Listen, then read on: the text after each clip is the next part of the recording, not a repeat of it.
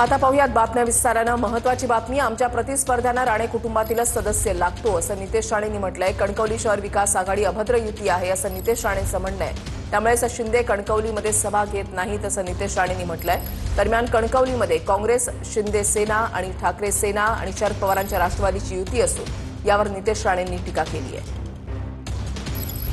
आमच्या प्रतिस्पर्ध्यांना आमच्यातल्याच एक राणे कुटुंबातला सदस्य लागतो आमच्या विरुद्ध लढाई करण्यासाठी। हा त्यांचा नैतिक पराभव आहे खरं म्हटलं तर, कारण का ही अभद्र युती आहे। सन्मान्य राणे साहेबांनी अतिशय स्पष्ट बोललेले, आणि आज शिंदे साहेब जेव्हा सिंधुदुर्गामध्ये येत आहेत तेव्हा त्यांना कणकवलीमध्ये न येणं एवढंच सिद्ध करतं की ह्या जे शहर विकास आघाडी आहे ही फक्त 2 तारखेपर्यंत राणे द्वेषाने निर्मित झालेली आघाडी आहे। आमचे कार्यकर्ते प्रामाणिकपणे काम करतायत असं एकनाथ शिंदेंनी म्हटलंय। खोट्या तक्रारींना थारा देऊ नका, शिंदेंकडून प्रशासनाला हे आवाहन करण्यात आलंय। बदलापूरमध्ये उपमुख्यमंत्री एकनाथ शिंदेंचं हे आवाहन आहे।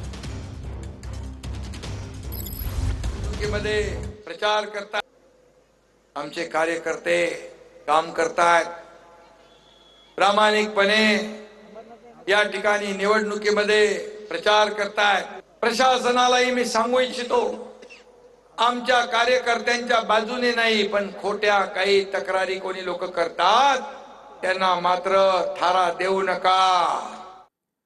बीएलओंचं मानधन दुप्पट होणार आहे। बीएलओंचं मानधन आता 6,000च्या ऐवजी 12,000 रुपयांवर केलं गेलेलं आहे। केंद्रीय निवडणूक आयोगानं बीएलओंचं मानधन वाढवण्याचा निर्णय घेतलेला आहे। याशिवाय बीएलओ सुपरवायझरच्या मानधनामध्ये देखील वाढ करण्यात आली आहे।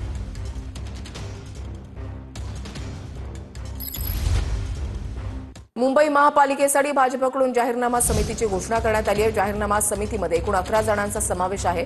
आमदार पराग अळवणी, योगेश सागर, संजय उपाध्याय, प्रसाद लाड यांचा याच्यामध्ये समावेश आहे। भाजप कार्यकर्त्यांकडून घरोघरी जा, सर्वसामान्यांची पालिकेकडून नेमकी अपेक्षा काय हे समजून घेण्याचा प्रयत्न केला होता। अशात या मतांचा देखील विचार करत मुंबईचा जाहीरनामा तयार केला जाणार आहे। परळीमधल्या हलगे कुटुंबाचा राष्ट्रवादी शरदचंद्र पवार पक्षामध्ये प्रवेश। परळीमधील काँग्रेसच्या नलेश हलगेंचा शरद पवारांच्या पक्षामध्ये प्रवेश। खासदार भजंग सोनवणेंच्या उपस्थितीमध्ये हा पक्ष प्रवेश झालेला आहे।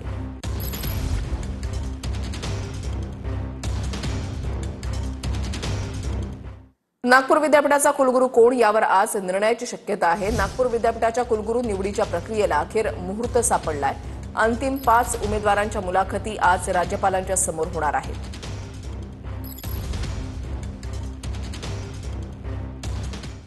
नवी मुंबईमध्ये मालमत्ता कर थकबाकीदारांना आता नोटिसा पाठवण्यात आल्या आहेत। महापालिकेच्या मोहिमेमुळे 863 कुटुंबांना धास्ती आहे।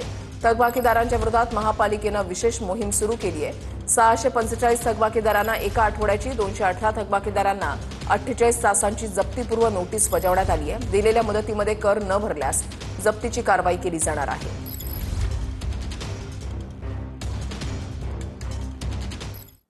कर्नाटकात मुख्यमंत्रीपदाचा वाद तुर्तास शमलेला आहे। सिद्धरमैया आणि डीके शिवकुमारांचा एकत्र नाश्ता काल पाहायला मिळाला।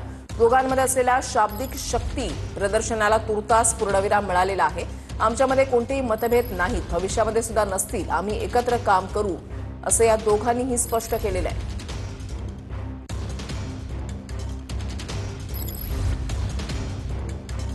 काल या दोघांमध्ये ब्रेकफास्ट डिप्लोमसी जी आहे ती पाहायला मिळालेली होती। सिद्धरमैया आणि डीके शिवकुमार यांचा एकत्रित नाश्ता काल सकाळीच डीके शिवकुमार सिद्धरमैया यांच्या निवासस्थानी पोहोचलेले होते। त्यावेळेला दोघांमध्ये संवाद झाला, चर्चा झाली।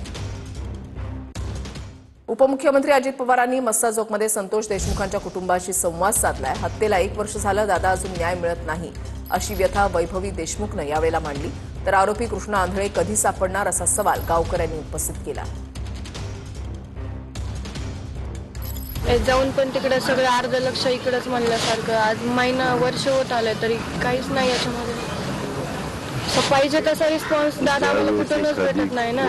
समय बाद ज्यावेळेस एखादी मॅटर कोर्टात पुढे चालते तर त्यांच्या पद्धतीने त्या सगळ्या गोष्टी करतात। मला कृष्णा आंधळे कधी सापडणार आहे एवढे एक पोलीस एसपीला विचारा, एसपी बदलून बी काही फरक पडला नाही त्याचा। कृष्णा आंधळे अजून बी आमचे जे काही साक्षीदार काही जे फिर्यादी हे भयभीत आहेत मी आता त्या कृष्णा आंधळेमुळे काय लागलं तुमचं तेवढी आता वेळेस तुला चांगलं पालकमंत्री यांना त्या तुम्ही त्याला विचारूया ठीक. करा. ह्या सगळ्या कारणाला मी फार वेगळ्या मताचा एवढं जाऊ दे, तुम्हाला काही बोलायचं